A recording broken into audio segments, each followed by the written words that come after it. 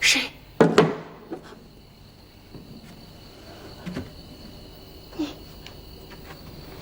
你怎么进来的？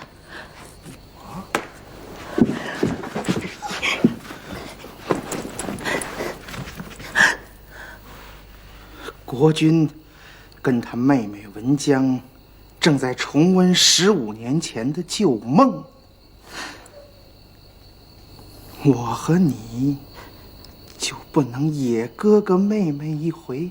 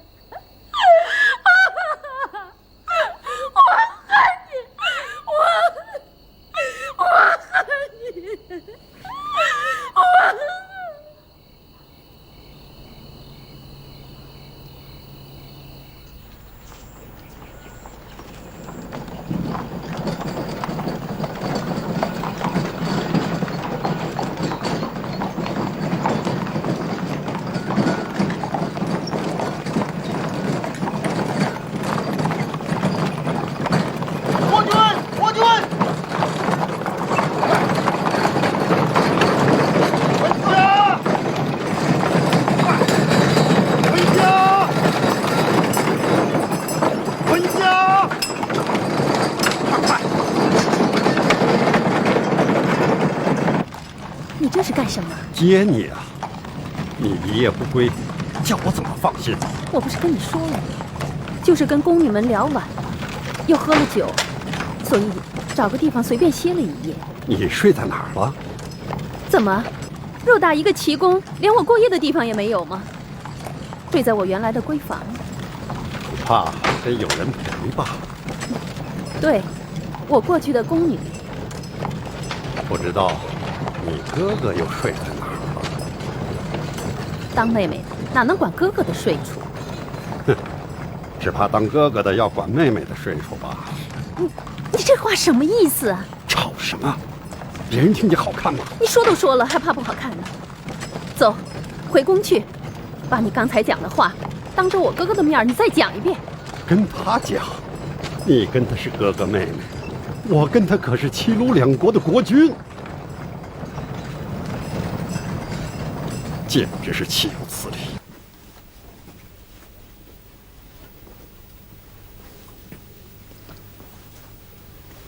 彭生，这件事你要是帮我办好了，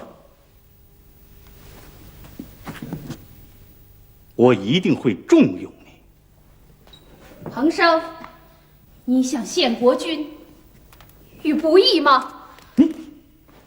你来干什么？国君，话再好是人家的，你又何必强求呢？你这个贱人也敢多嘴！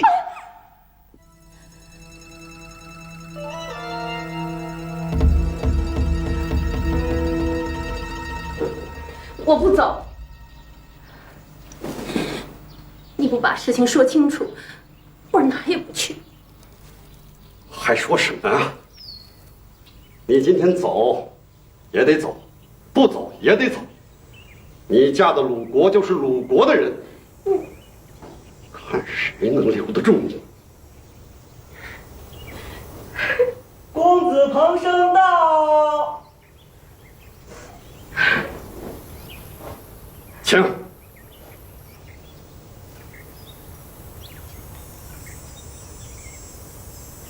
寡君命我多多拜上鲁侯。鲁侯若国事繁忙，执意要走，也不敢强留。只是今天原已安排与鲁侯同游牛山，寡君吩咐，就以此全作饯行之宴。内子昨夜伤酒，身体颇感不适。寡君说，无论如何，请鲁侯赏脸。夫人不是，鲁侯一个人去也是一样的。那就恭敬不如从命了。请。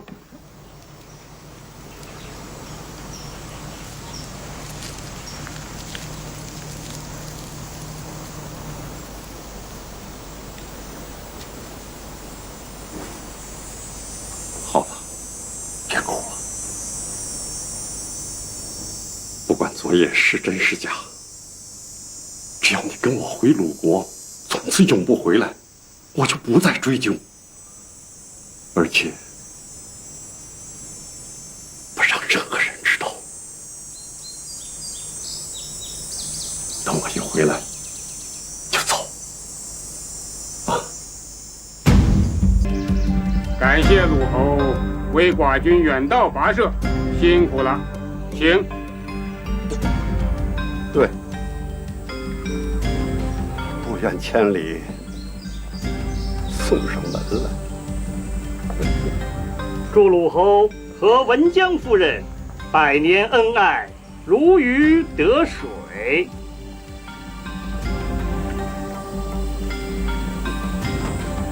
什么意思啊？文姜夫人是我们齐国人，是寡君的妹妹。鲁侯能与夫人百年协和，不正象征着我们齐鲁两国的友谊吗？这么说来，我要是让他常年待在齐国，不是更好吗？唱歌的，南山之歌会唱吧？唱一个南山翠翠，雄狐随随，哥哥爱妹妹。鲁侯，你喝多了。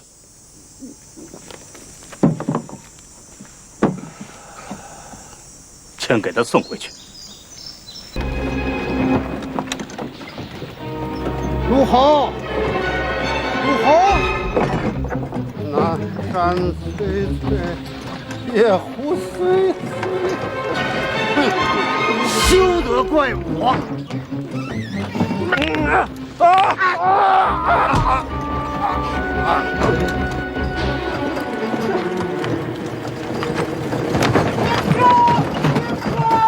鲁侯掉下去了！夫君，夫君，夫君，你怎么了，夫君？夫君，醒醒啊！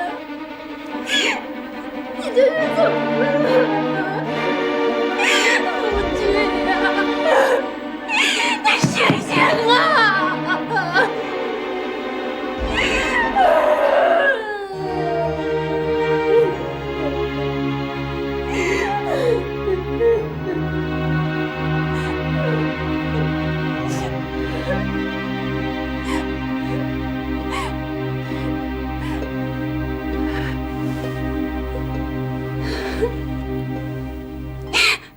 怎么会是这样？瞧瞧你现在这样。君侯代天征讨，把周天子都打败了，那倒不假。可是，怎么没好好犒劳犒劳你这位大功臣，却把你发配到葵丘去了？不是发配，是我提议国君派兵去守葵丘的。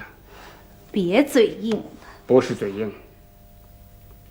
国君虽讨魏伐郑，连连取胜，但诸侯多有不服，而且得罪了天子。我担心，一旦天子号令，诸侯响应，将对齐国不利。为了防范在先，我就劝国君派重兵去守葵丘。我知道，国君说了，既然连大夫觉得葵丘非守不可，那就麻烦你辛苦一趟，先去葵丘驻守1年，等明年瓜熟的时候，再派人去替换你们。是不是这样啊？你怎么知道的？何止我，有人把这件事编成瓜期之代的故事，连宫中的小丫鬟都知道了。听说你今天千里迢迢，特意给那个狼心狗肺的国君送去了一车瓜，就是想提醒提醒他，瓜又熟了，该派人去替换你们了。别笑了，你和我急什么？你怎么不敢跟那个甩了你一身瓜瓤，让你去葵丘再守1年的家伙急呢？哼，好极了，你也该体会一下，这就是你忠心耿耿的下场。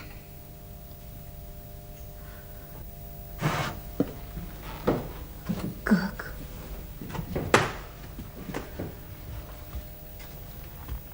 我当初对他怎么样？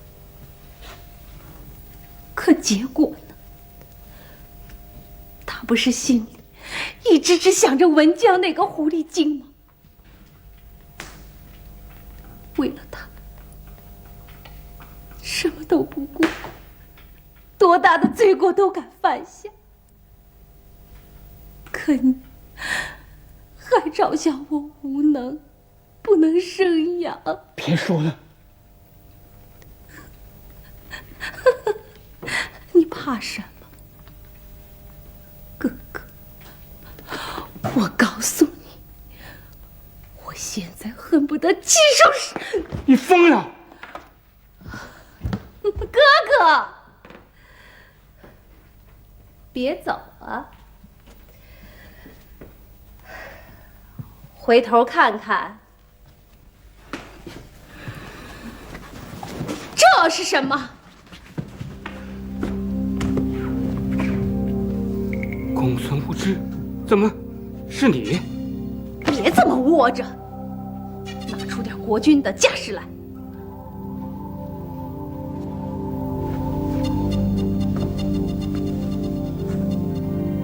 你不是说这齐国的君位本来就应该是你的？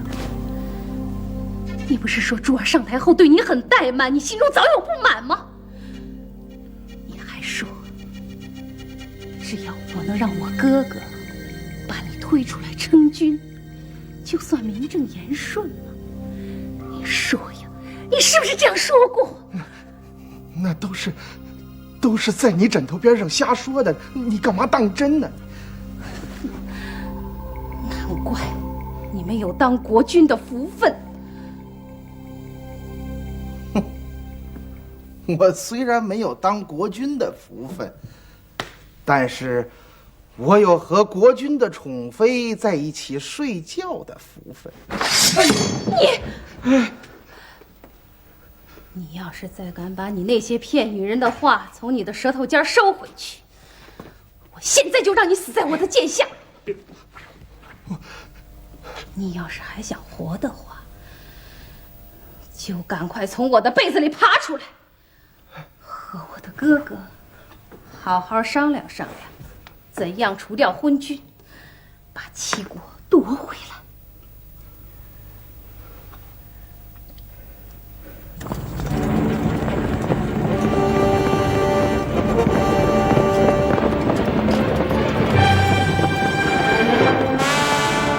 快，直奔贝丘山猎场立功！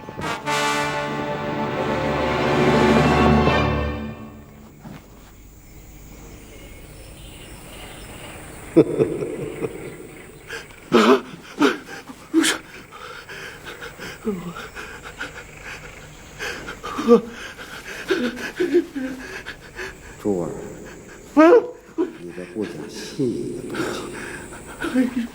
我是公子彭生，我变了鬼，也要索你的命。我是公子彭生，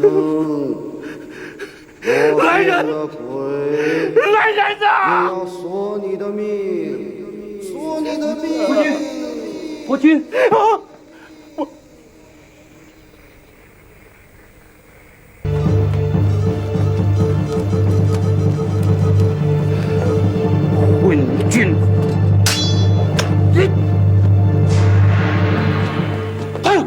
呀啊！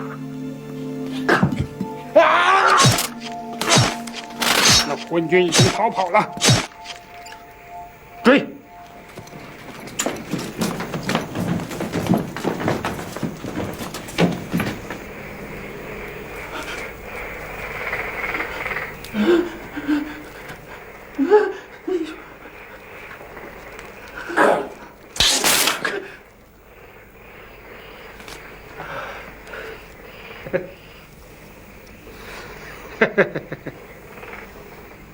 国君怎么这么个打扮呢？是想化妆偷偷的去会你的文江妹妹吧？连长，寡人待你不薄，为什么要弑君犯上？哼！混君！你连年用兵，不仁，违背父命，疏远公孙无知，不孝，兄妹乱伦，害死其夫，无礼，不念世祖，道喜不待，无信。我替齐国除掉你这个仁孝礼信四德皆失的家伙，不算犯上作乱。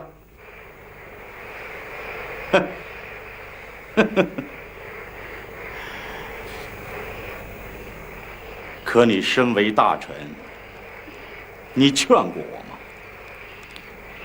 我是昏君，你和你妹妹不过是报私仇罢了。你别编什么理由了。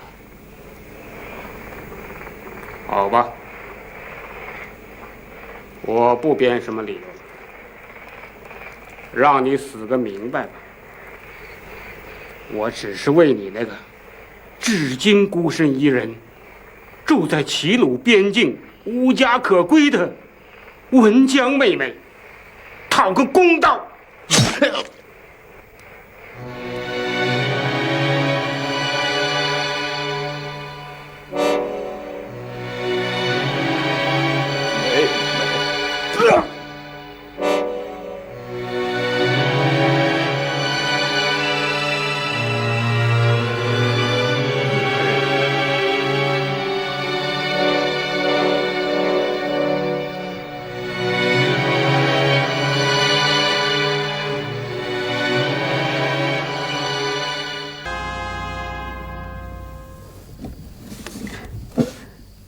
父亲，伯杰，规簿上说，你和秦军任浩的婚事是上级。秦国的先祖曾得过一块物状如鸡翅的神石。女儿知道，此石名曰陈宝，说明秦国是受命于天的。你嫁到秦国以后，可千万不要忘了父母之邦啊！女儿怎敢忘记君父教诲？可你一旦到了秦国，成了秦国国君夫人以后，岂有不尽力辅佐秦国国君的道理呀？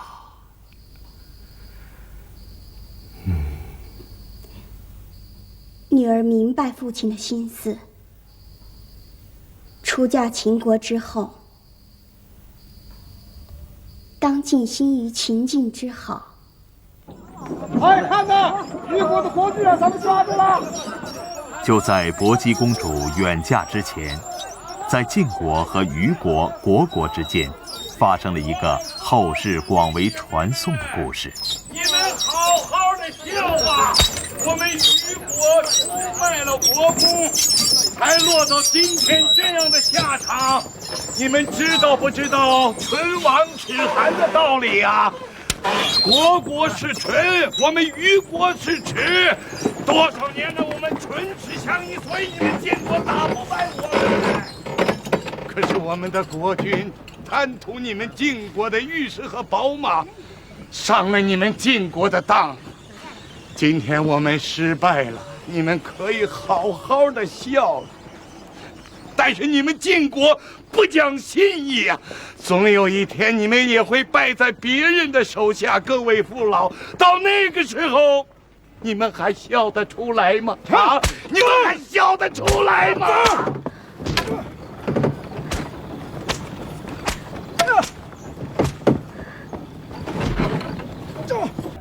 女儿即将出嫁秦国，可否将百里奚作为陪嫁的应人，随我同去秦国？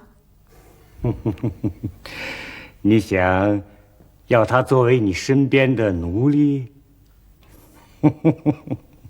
可他已经是个老头了，恐怕到不了秦国就要死的呀。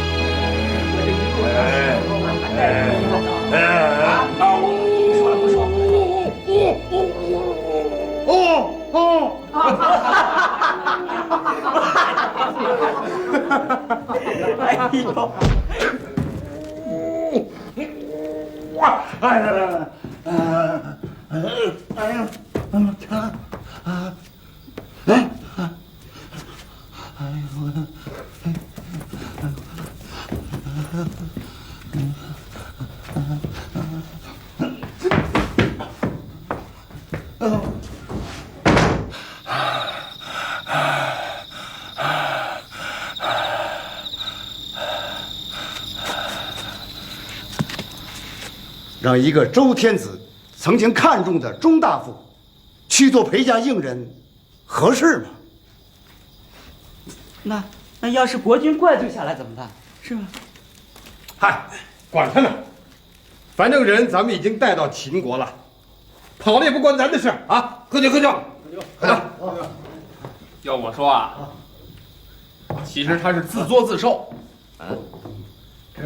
为了一身官服，一桌有酒有肉的饭菜，他就心甘情愿为虞国那个昏君效命，活该，让他在野地里啊冻死饿死算了。哎，你怎么这么说呢？他宁肯陪着虞国的国君去死，也不在咱们晋国为臣。我看这个老头挺有骨气的啊！赶紧走吧，少受罪啊！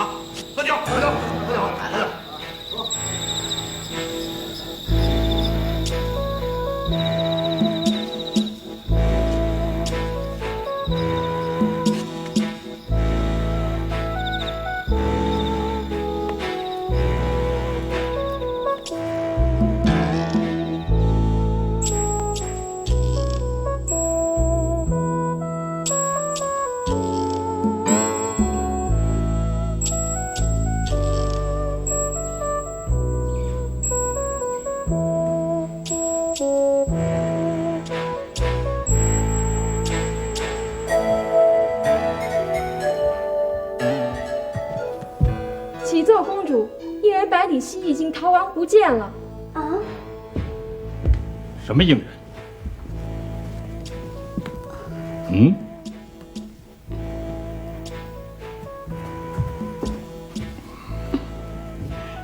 是妾为国君带来的一件薄礼。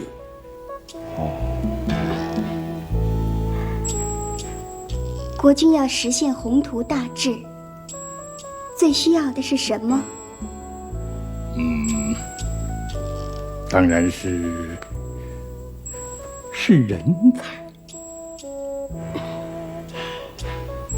百里奚正是妾为国君带来的人才呀。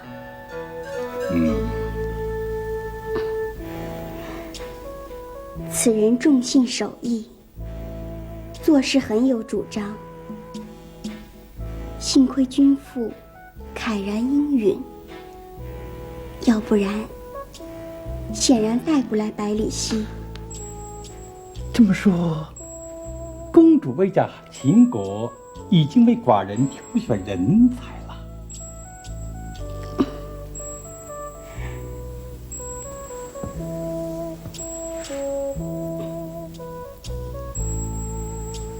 可一路上，妾怕别人识破，故意将他当作奴隶，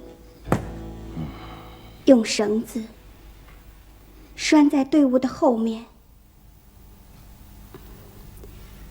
可现在，妾还没来得及把他引荐给国君，他就……怎么？万一逃脱的路上有个三长两短，妾会遗憾终身的。难道他不知道你的用意？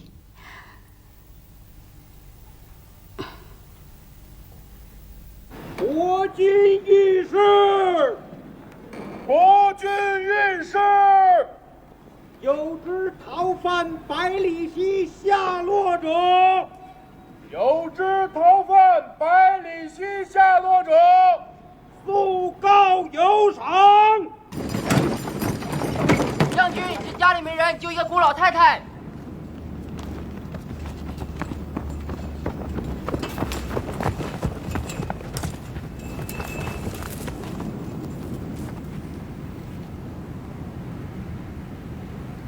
你看见个白胡老头吗？将军，你看这老太太糊里糊涂，没准是个哑巴。走。将军，我的儿跟你们一样是个当兵的。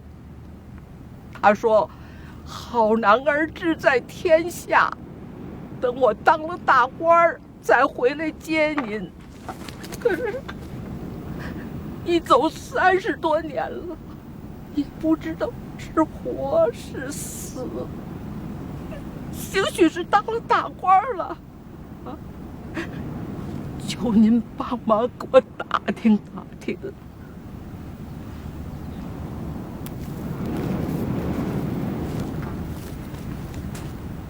您老人家家里还有吃的吗？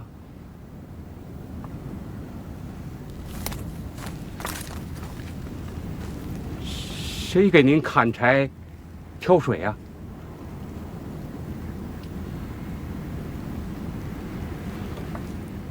娘，娘，娘，娘，娘。娘儿不孝啊，娘！你是个没良心的，30多年了还回来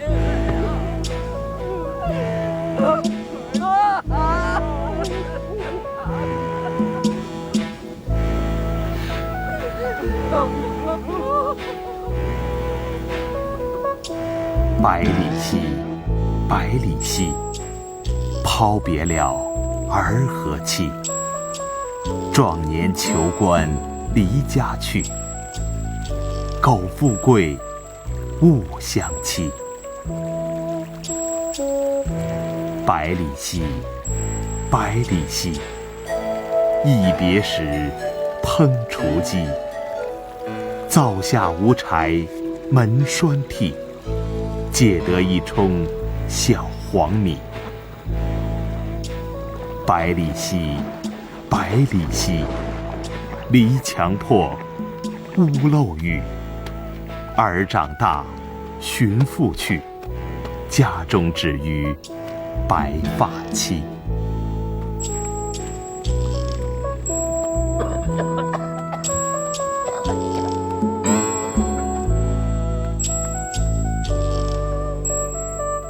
此次臣等奉命到楚国去打听百里奚夫人的下落，却意外地听到了有关百里奚的消息。老先生从秦国逃出去以后，先到了周王国境，途中受阻，便一路转展要去楚国。在路过宛城时，被当地的野人抓住，先要杀了他，后又放其牧牛。现在又被楚王抓住，命其在云梦泽放马，听说吃了不少的苦啊。夫人，妾本想将他平平安安的带来，献给国君，可没想到樊氏老先生心怀屈辱，颠沛流离，现招心里之难。夫人，百里奚没让野人吃了就好。不过现在总算有了他的下落，夫人就不要过于自责了。啊，你立即上路，直奔楚国，赎回百里奚。是。等等。既然楚王曾他养马才能，倘若楚王不愿意赎给你怎么办？臣将随身携带黄金珠玉，罗绮良骏，不赎回百里奚，绝不反秦。赎一个应人，代价不可太高啊！啊？对，臣又忘了，赎金过重，等于告诉了楚国，百里奚乃秦国看重的人才，楚王会越发的不放。你呀，总算懂了夫人的一片苦心了。啊？到了楚国后，这赎金到底用多少才算合适呢？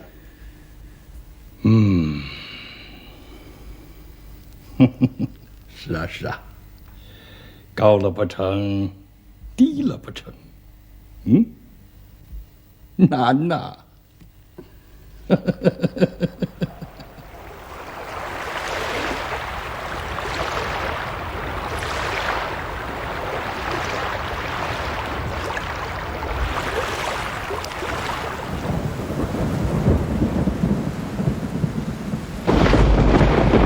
放心吧，你都这把老骨头了，还会有谁把你当成秦国的奸细？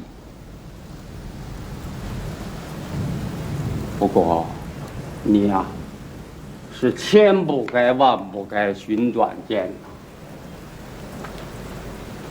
他们抓你，你喊我一声就是了。你怎么能往河里跳呢？多危险！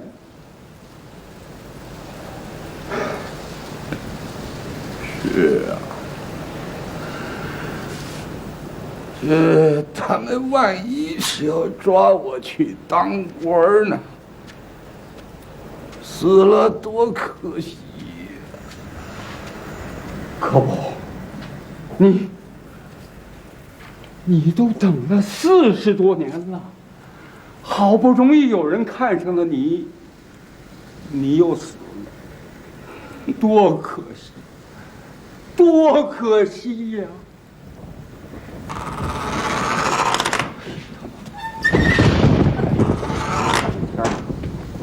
不是风就是雨，什么鬼病？哎，东山山，快走，快走！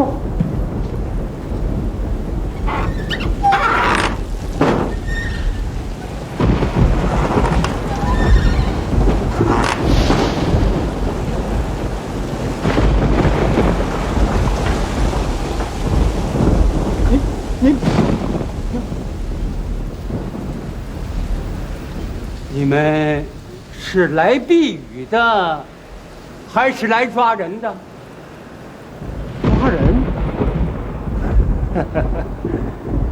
老仆目不要惊慌，我是秦国的公子侄，沿你们楚国打探多日，近日才听说，有一个会养马的老人住在你这里，我想见见他。会放马的老人倒是有一个，哦，死了。什么？死了！你们赶快离开这儿，不然我们楚国的兵马一到，你们想走都走不了了。他们来了又能怎么样？我们一不是来打仗，二不是来抢东西。我们是奉秦国国君之命，到这儿来赎人的。赎人？哎呀，快躲一躲，快躲一躲！真是我们楚国的兵马到，你们几还愣在这干什么？快躲，快躲！里边。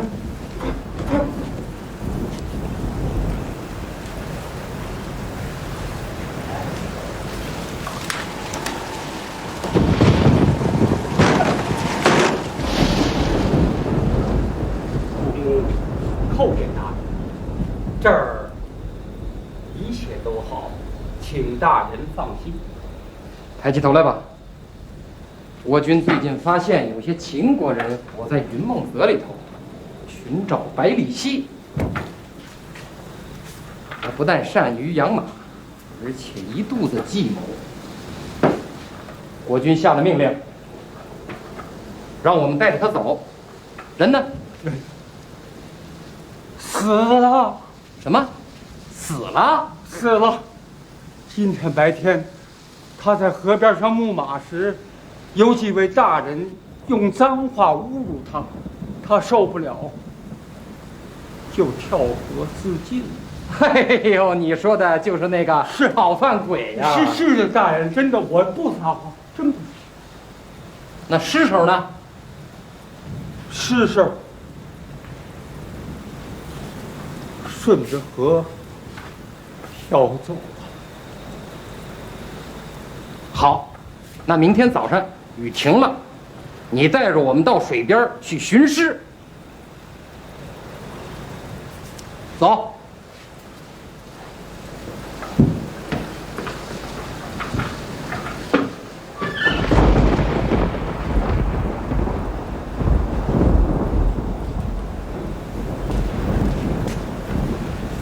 出来，快守门口，快，快！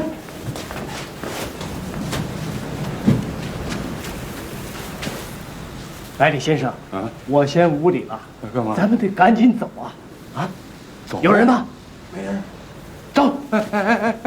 哎。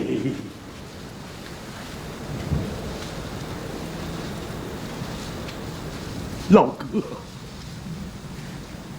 老哥，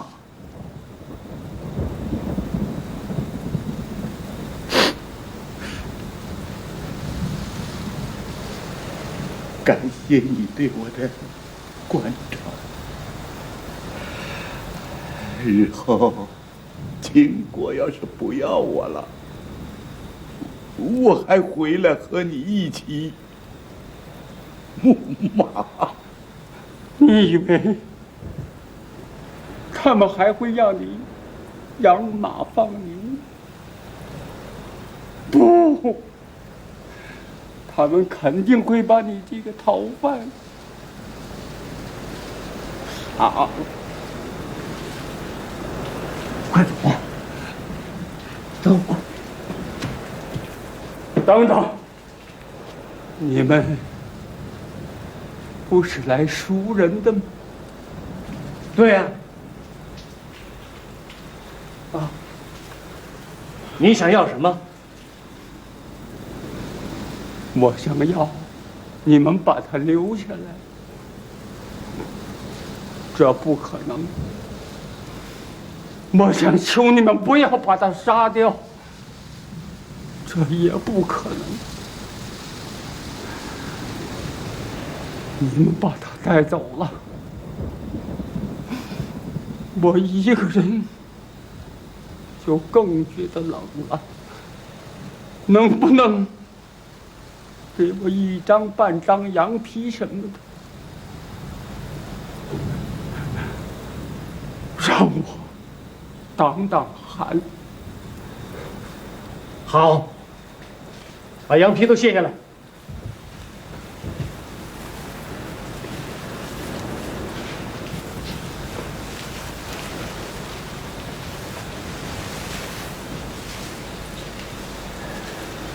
老先生，我给你5张羊皮，把这个人赎走，你看行吗？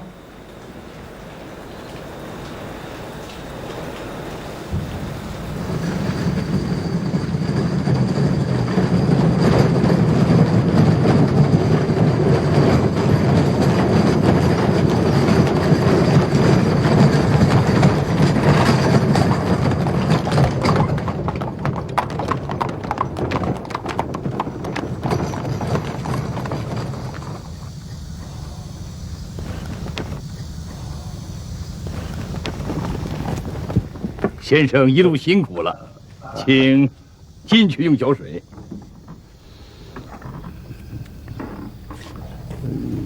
请。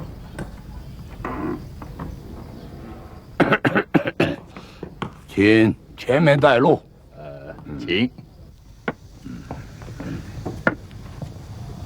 我们敌国的首领来看你来了。重儿感谢伯舅的关照。哎，哪儿的话呀？敌国是公子的姥姥家嘛？啊！你们晋国的老国丈糊涂大人，本来就是我们敌国人嘛！啊！公子啊，千万别见外啊！重儿对伯舅的庇护感戴万分。哎呦，你看看，我忘了，公子，我们打了个大胜仗，得了不少好东西，挑挑拣拣的，把最好的给公子送来了。来，抬进来！啊，放下，打开，请公子过目。公子在这儿住这么长时间了，姥姥家不能只管吃住，还应该管你生儿育女才对呀！啊，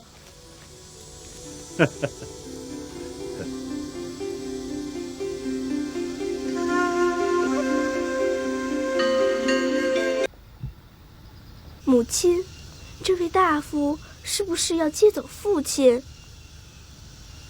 提镇大夫，请回去转告朝中各位大夫，西岐卓子虽死，可逃亡在外的公子尚多，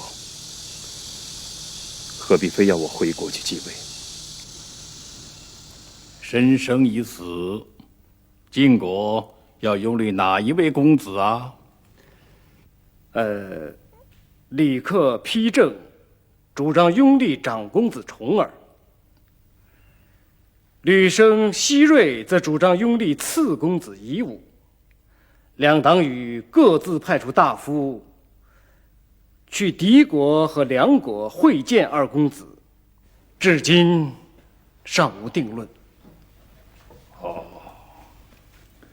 晋国是秦国东进扩张的第一块绊脚石，如今纷乱无主，机会难得，正应发兵攻打晋国。小子不许胡言！眼下应考虑积蓄国力，平定西戎，请个轻率。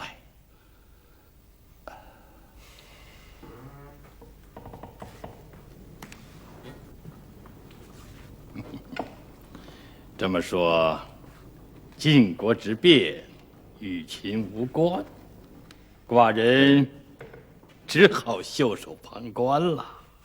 臣以为不能，既不能轻率，又不能袖手旁观，那应该如何？该为晋国选择一位合适的新君呐。为晋国选择一位新君。夫人，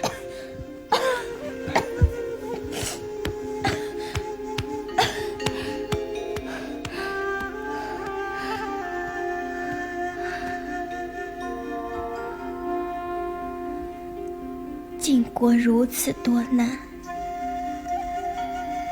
不知夫君是服谁呢？我已经按照百里奚和简叔的建议，派公子直以吊唁为名，分别去敌国和梁国，亲自审视一下重耳和夷吾二位公子，待回来之后再做定夺。重耳之贤，天下皆知，国君又何必要审视呢？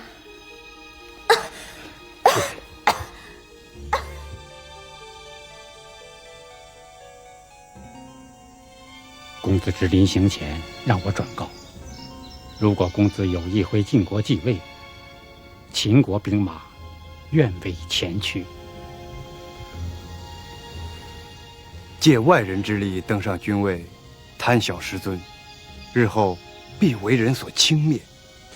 可是，要是拒绝了秦国的好意，秦国会不会转而扶持夷吾啊？公子之说，他还要去梁国，到夷吾那儿去调研。看，果然就是这样。要是夷吾抢先夺走了君位，咱们可就永远别想回到晋国了。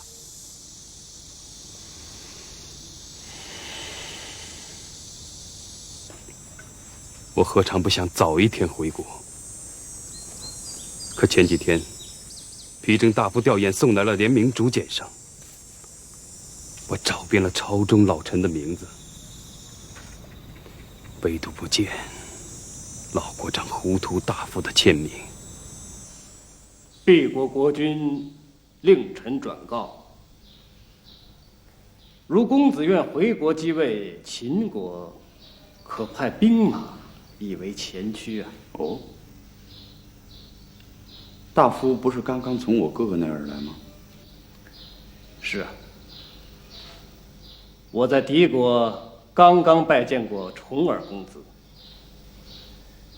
可见面后他却大哭不止，只说自己背着父亲逃亡已是有罪在先，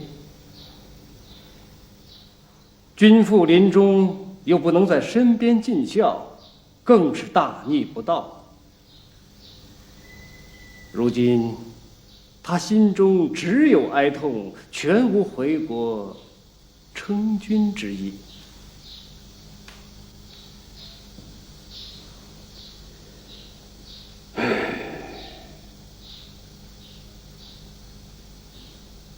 那好吧，重耳哥哥既然不愿意回去继位，那就是苍天选中了我。他不回，我回。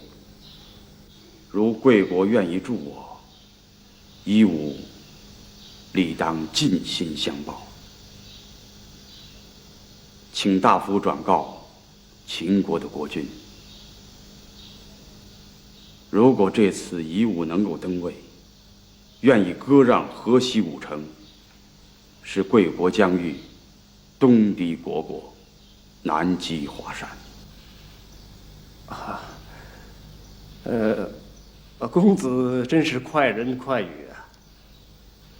但重划版图乃涉及大事，公子还是与左右密臣慎重商议为好啊。夷吾绝不食言。夷吾如此轻诺，将来必实其言的。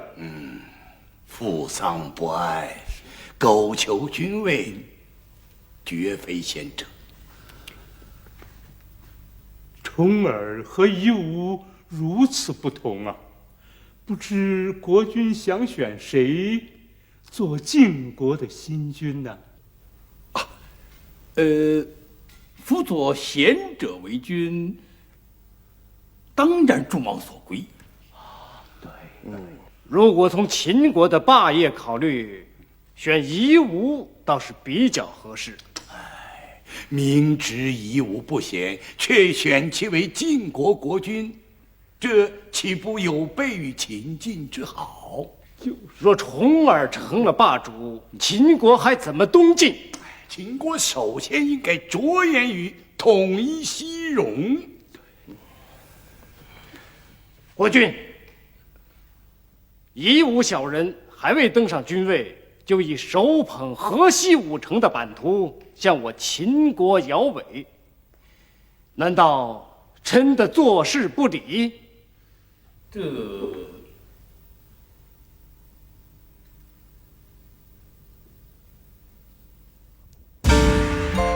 夷吾在秦国的帮助下回国继位，是为晋惠公。他倒是没有忘记自己当初割让河西5城的许诺。继位不久，便派大夫丕正来到秦国。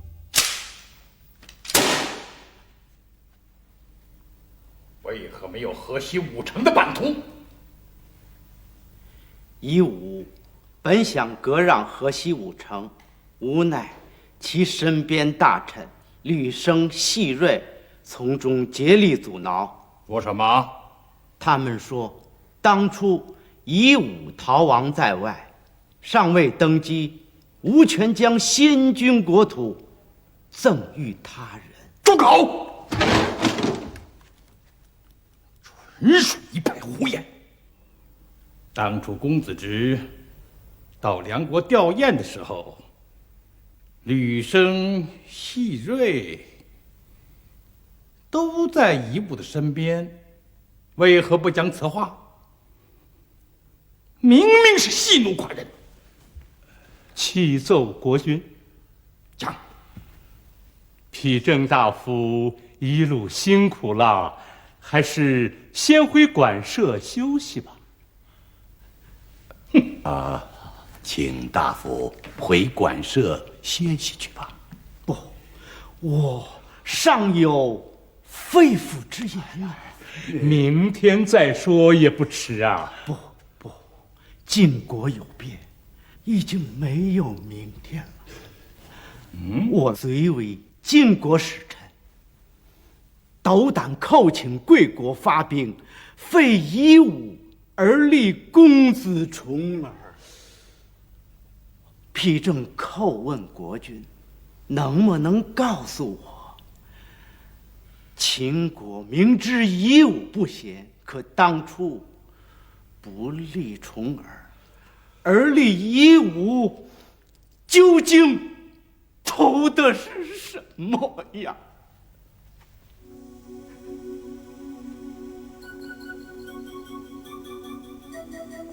割地对不起先祖，毁约又对不起秦国。可如今我夷吾已经是一国之君了，总不能够因为你秦国而遭受国人的唾骂呀。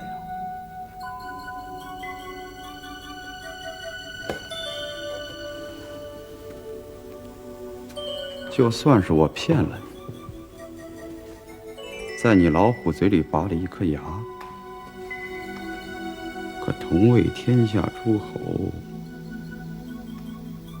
谁怕谁呀？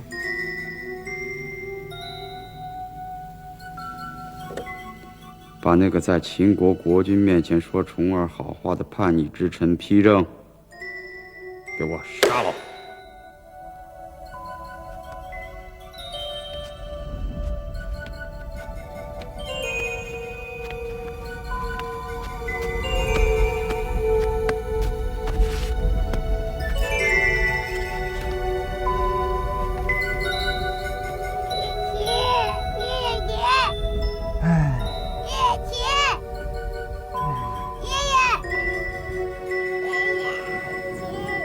公元前648年，晋国大旱，言而无信的晋惠公夷吾面对天灾无可奈何，只好又派大夫庆正来到秦国借粮。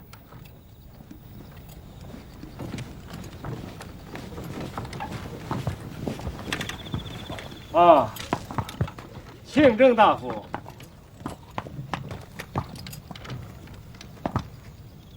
请。庆正大夫该不是来履行夷吾的诺言，向我秦国赠送河西5城版图的吧？这，请。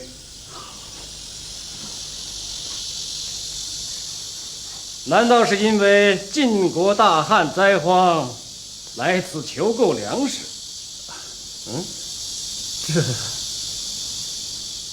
这。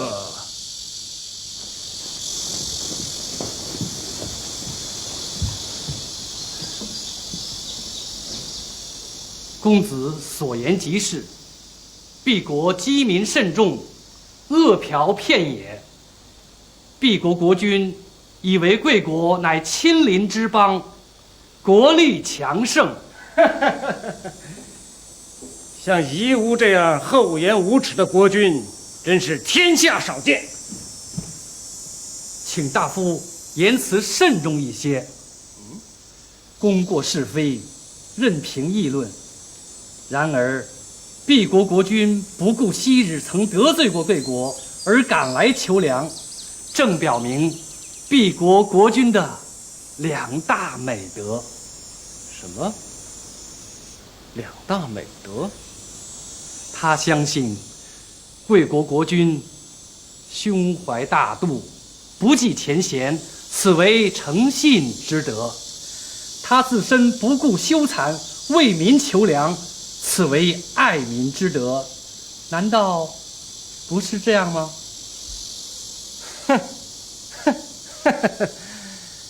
天下竟有这样的道理。